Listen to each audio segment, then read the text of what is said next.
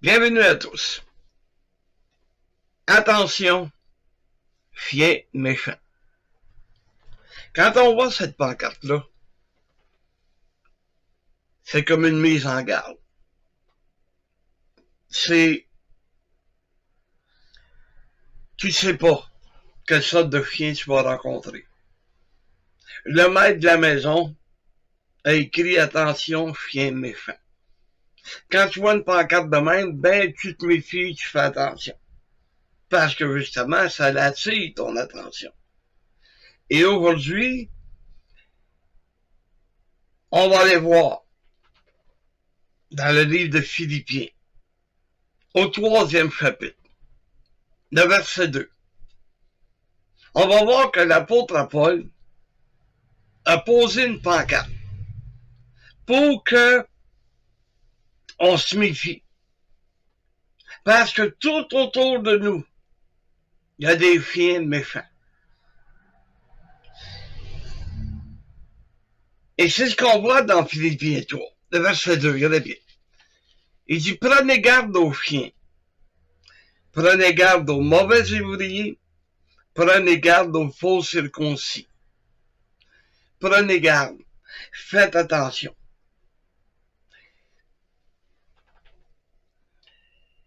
Paul veut nous parler de certaines personnes. Vous savez, pour le peuple juif, là, bon, un païen. Un païen, c'est un étranger, un non-juif. D'accord? Mais quand il emploie le mot chien, ben là, c'est plus rien qu'un étranger. C'est quelqu'un qui va combattre, qui va se battre contre leur foi et leur croyance, qui va essayer de les amener à s'éloigner de Dieu pour eux autres. Prenez l'exemple des musulmans. Les musulmans, eux autres, sont plus radicaux. Pour eux autres, c'est pas qu'un étranger, t'es un chien d'infidèle. Ça, c'est dans leur manière d'être, dans leur manière de penser. Si t'es pas un musulman, t'es un chien infidèle. Tandis que, pour le peuple juif, un chien, c'est une mauvaise personne qui essaye de les influencer pour les amener ailleurs que de servir Dieu. Donc, l'apôtre Paul, il nous dit, prenez garde aux chiens. Parce que le chien, c'est un animal. C'était au début un animal sauvage. Les chiens viennent de la famille des loups. Ok, aujourd'hui, avec toutes les races qui ont été créées, parce que tu peux créer une race. Aujourd'hui, il y a plein de chiens de toutes sortes de races.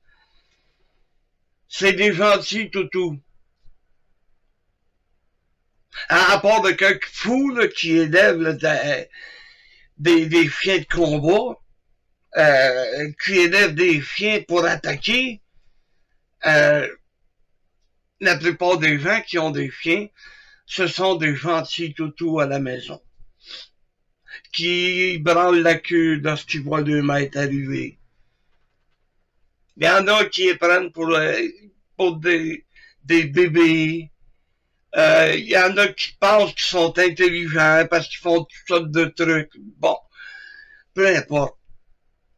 C'est plus des chiens mauvais qu'il y avait autrefois. Parce que le chien, aujourd'hui, le chien, c'est un animal qui est un peu comme un gardien. On appelle ça des chiens de garde. Un gardien qui va, parce que lui, s'il y a quelque chose d'étranger, il va se mettre à japper. Tu sais, il va amener un signal. Il va te signaler qu'il y a un étranger qui arrive chez toi. Il y a un étranger qui rentre dans la maison. Tu sais,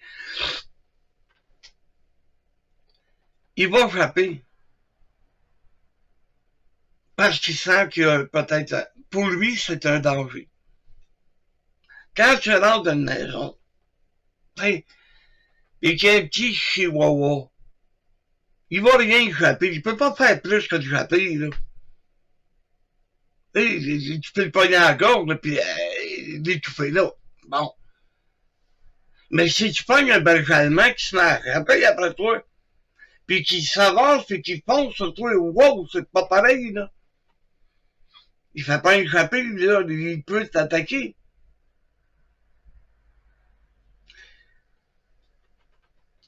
Est-ce que l'apôtre Paul essaye de nous faire comprendre qu'il y a des personnes dans notre entourage qui sont comme des chiens méchants? Il dit, prenez garde aux chiens. Parce que ces gens-là vont essayer de combattre ta foi. Ils vont essayer de t'amener à t'éloigner de Dieu. Fais attention à ces gens-là. Et l'apôtre Paul nous montre à quel point ils peuvent être dangereux. Parce qu'il dit, prenez garde aux chiens, mais prenez garde aux faux ouvriers, aux mauvais ouvriers, les faux pasteurs, les faux enseignants, les faux missionnaires, les faux évangélistes. Ils sont faux, ils ne sont pas vrais. Ils n'apportent pas la vérité de Dieu. Et ce qu'ils font, c'est que ils amènent les gens à s'éloigner de Dieu. Tu sais, Jésus les compare à des loups. Aujourd'hui, Paul nous les compare à des chiens, mais Jésus il a dit que ce sont des loups qui pénètrent dans la bergerie et qui veulent dévorer, comme un lion, comme un loup, qui va dévorer les brebis. Parce qu'une brebis, ça n'a aucune force face à ces animaux sauvages. Mais nous autres, il faut faire attention aux mauvais ouvriers. Parce que les mauvais ouvriers, ils peuvent être dans ton église. Oui. Ils travaillent pas bien. Regarde, on en a un exemple, c'est dans le 3e livre de Jean, à partir du verset 9. 3 Jean à partir du verset 9. J'ai écrit quelques mots à l'église. Ça, c'est l'apôtre Jean qui parle. Mais Diotrephe, qui aime à être le premier parmi eux, ne nous reçoit point. C'est pourquoi, si je vais vous voir, je rappellerai les actes qu'il commet, en tenant contre nous de méchants propos. Non content de cela, il ne reçoit pas les frères, et ceux qui voudraient le faire, il les empêche et les chasse de l'église. C'est pas un bon ouvrier du Seigneur, là. Il aime à être le premier. Alors que le Seigneur nous dit d'être humble, de regarder nos frères comme étant au-dessus de nous. Il aime à être le premier.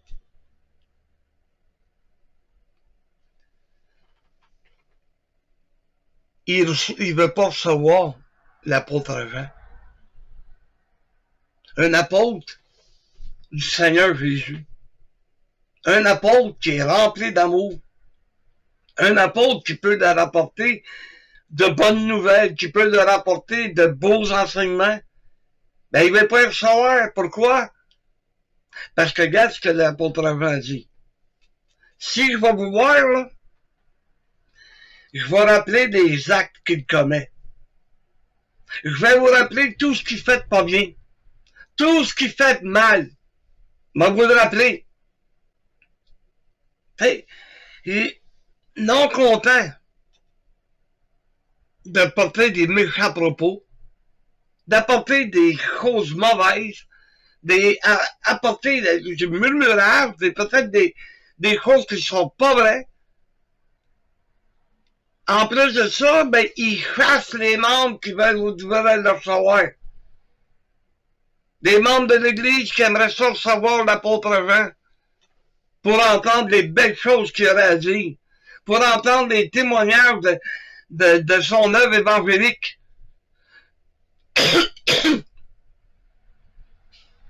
Il n'est pas content de ça. Il les empêche, les frères, de recevoir l'apôtre Jean. Il les empêche de recevoir des hommes comme l'apôtre Paul, Pierre. Il les empêche, lui. Ceux qui veulent se lever debout et qui veulent servir le Seigneur, ben, il les met dehors. Et mes frères et sœurs, ceux qui me connaissent, vous le savez, j'ai été dans une église où, à un moment donné, le pasteur a dit, mettez-moi ça dehors. Pourquoi? Parce que j'ai résisté en face. Pourquoi?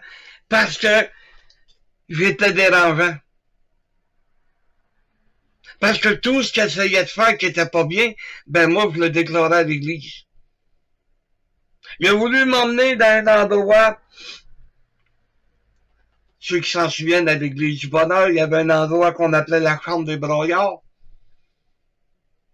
Il a voulu m'emmener là, parce qu'il avait affaire à moi. J'ai dit non. J'ai rien à cacher à personne. C'était affaire à moi, je dis devant tout le monde. Et c'est là que on s'est assis. Il a passé à côté de moi, puis il m'a dit, cause-moi pas de trop. De regarder, j'ai souri. Et c'est là qu'il était derrière la tribune, puis il a dit, mettez-moi ça droit.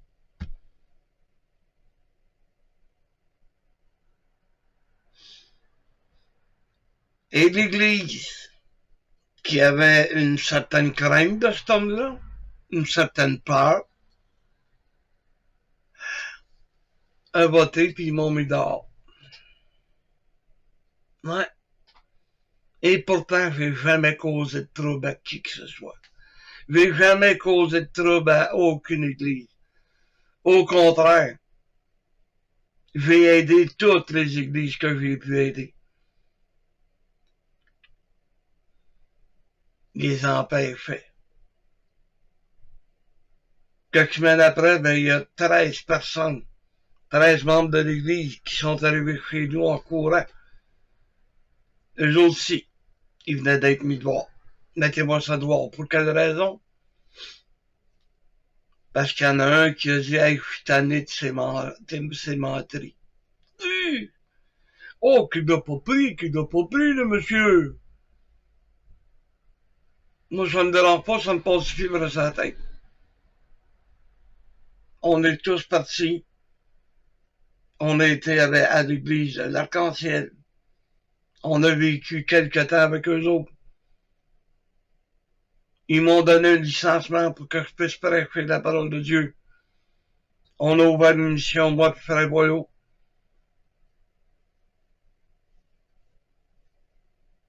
On a tout gagné. Ah ouais, on a tout gagné. Parce que moi, je suis encore debout. Ben, cet homme-là s'est ramassé dans le monde, puis qui était. C'est dommage. J'ai pas eu besoin de me défendre moi-même. Mon Dieu, mon Père, a pris soin de tout ça. Seigneur est bon, hein? Mais c'était un exemple. C'est un exemple de mauvais ouvrier. C'est un exemple qu'il y en a qui sont dans l'église, ils ont été placés là par le diable, puis ils causent des problèmes. Ouais. Ils causent des problèmes. Il y en a ils sont là, puis qui aiment à murmurer, qui aiment à détruire la vie des gens. Il y en a qui sont les pires menteurs qu'il n'y a pas sur la planète et qui causent des troubles dans l'église. Il y en a de ça. On en a vu. Des fauteurs de troubles. Il y en a un qui a tellement foutu de bordel dans toutes les églises. Parce qu'il a visité toutes les églises, il est devenu membre de chacune des églises. Il a tellement foutu de bordel qu'il n'y a plus aucune église qui voulaient l'accepter, puis il n'y a aucune église qui veut l'accepter encore aujourd'hui. C'est un membre qui a été qualifié de membre indésirable. Il n'aurait pas été à sa place, mais qui arrive devant Dieu. Ah non, elle n'aurait pas été à sa place. Malheur à lui! Mais il dit, prenez garde à ces gens-là. Là. Prenez garde aux mauvais ouvriers. Prenez garde aux faux circoncis. Vous savez, pour être considéré comme un vrai circoncis, là, un vrai juif, je veux dire, il fallait que tu sois circoncis. Dans la chair. C'était un signe que Dieu avait donné à Abraham pour que son peuple soit pas comme les autres. Que son peuple soit reconnu autant dans leur être que dans leur peau. Si vous voyez ce que je veux dire. Quand Hitler a commencé à faire la guerre aux Juifs, c'était facile, il leur faisait baisser les pantalons. Comme ça, ben, il pouvait savoir que c'était un Juif. Parce qu'il était circoncis.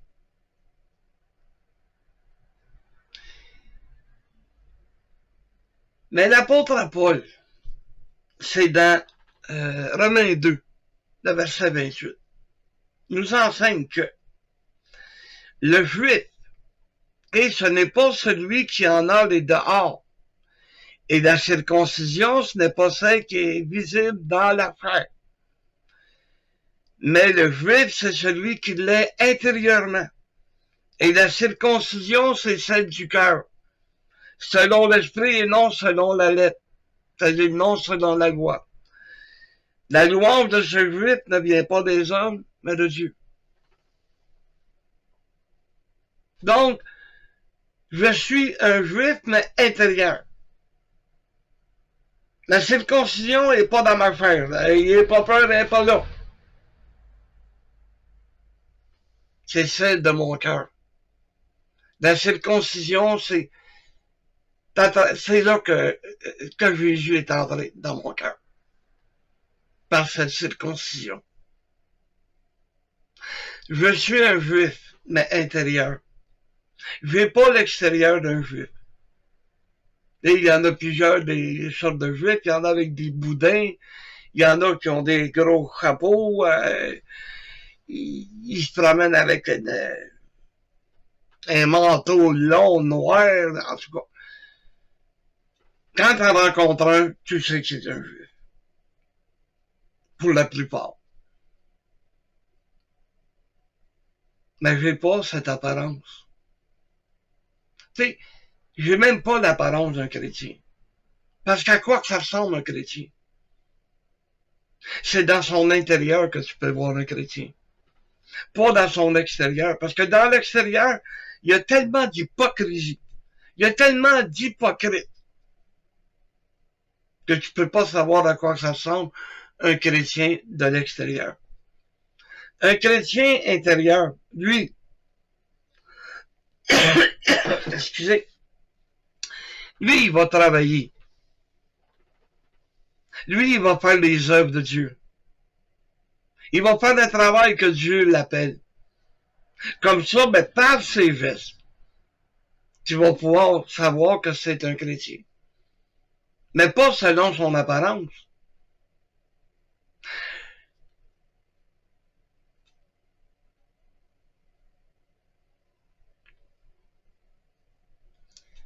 Autrefois, je me souviens, j'étais jeune chrétien. Pour moi, l'apparence n'avait pas d'importance. Je me promenais avec ma casquette des Pirates de Pittsburgh, des culottes courtes, en running shoe. Pour ça, c'était mon apparence. On m'a fait comprendre que je devais être un exemple. On a tout fait pour me faire enlever ma casquette des Pirates de Pittsburgh. C'était un gros P. Alors on me dit, tu devrais donner ta casquette au passeur, regarde, c'est un P, puis Moi, dans mon innocence, puis il donné la casquette. Mais c'est pas grave, on est d'autres chez nous. Voyez-vous, j'avais pas l'apparence. Des gens pouvaient me juger sur mon apparence, mais j'étais un chrétien pareil. Là. Je remerciais le Seigneur à chaque repas, je me priais du soir, je parlais de lui, puis ben, pour certaines personnes, j'avais pas l'apparence d'un chrétien. Mais mes gestes, là, que je posais en dedans, des gestes qui étaient poussés par mon âme intérieure, là, ben, parlaient à ma place. J'ai commencé à me mettre un t-shirt. J'ai commencé à me mettre des jeans au lieu de me promener en culotte courte quand j'allais visiter. Chez nous, je faisais ce que je voulais. Mais quand j'allais visiter, on me fait comprendre que c'était une question de respect. Et j'ai accepté ça, puis bon. Mais mon apparence, là, c'est pas elle qui faisait de moi un chrétien. Voyez-vous où est-ce que je veux en emmener? L'exemple. Il y en a beaucoup, bon, ben, ils se promènent en habits avec des cravates, ils se promènent avec une bible en dessous du bras. Oh, qui ont de l'air chrétiens. Mais dans le fond, ils sont pleins de rapines. Dans le fond, ce sont des gens qui éloignent les enfants de Dieu. Fait que ça te prouve rien parce que tu as une cravate. À un moment donné, il y a un pasteur, un jeune pasteur du Sud, qui est venu chez nous. Il est resté pendant une semaine. Et il m'a demandé, bon, ben, qu'est-ce qu'on fait aujourd'hui? Ben, ils dit, on va aller magasiner. Ah, j'ai OK, je me prépare. Il est rentré dans la chambre. Il est sorti avec un manteau d'habit, la cravate, pis, qu'est-ce que tu fais là? Ben, il dit, on s'en va magasiner. Ben, je dis, ben là, on met quelque chose d'autre là, les trois deux. Ici, là, les bandits, les fraudeurs, les Hells Angels même, ils se promènent avec un habit cravate. T'es pas au Mississippi, là, parce que les autres au Mississippi, s'ils t'emmènent magasiner, ben ils vont s'asseoir sur un banc, mais ils ont la cravate, le côte d'habit, parce que pour eux autres, c'est un pasteur. Ils connaissent un pasteur de cette manière. Ben, je dis ça, c'est pas de même, là. Je vais te mettre un t-shirt, bon, une chemise seulement. Enlève-moi ça.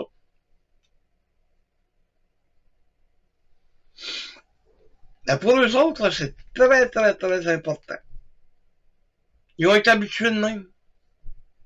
Que si tu vois quelqu'un assis sur un banc, au Walmart ou quelque chose, ben, c'est un pasteur. Mais il y en a beaucoup qui les saluent, il y en a beaucoup qui vont discuter avec eux, qui vont roser avec eux. Mais c'était pas de même, cette là.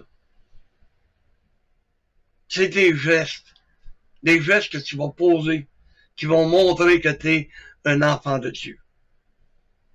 OK? Et finalement, OK. Qui sont les vrais circoncis? On revient dans Philippiens 3, de verset 3.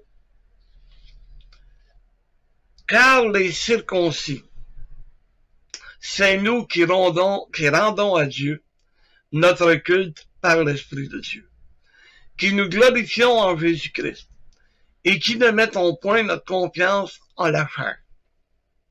Mais, je mets ma confiance en Dieu.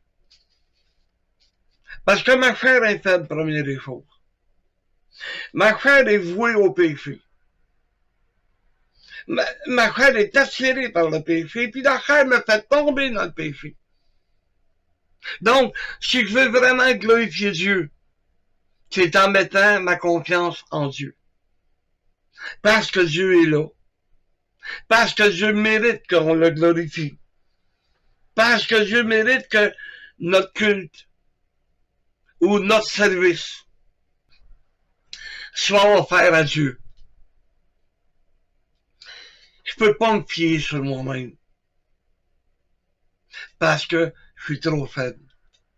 Mais l'homme qui est à l'intérieur, l'homme intérieur qu'on appelle, l'âme qui est sauvée, l'âme qui veut servir Dieu, l'âme qui aime Dieu, c'est elle qui va nous pousser à faire de belles choses, de bonnes choses pour Dieu.